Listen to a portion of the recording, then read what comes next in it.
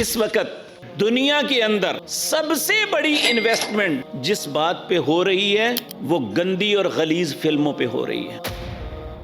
اور بدقسمتی یہ ہے ایک مزدور سے لے کر اس ملک کے حکمران تک ہر بندے کی پاکٹ میں وہ موبائل نامی چیز پڑی ہوئی ہے اور اس کی دسترس میں ہے. جب چاہے انگلیاں مار کے جو ہے نا ہر چیز دیکھ سکتا ہے. اور پہلے یہ ہوتا تھا اس گندگی کے لیے کچھ پیسے خرچنے پڑتے تھے, کسی سینما ہال میں جانا پڑتا تھا, وہاں دھکے کھانے پڑتے تھے.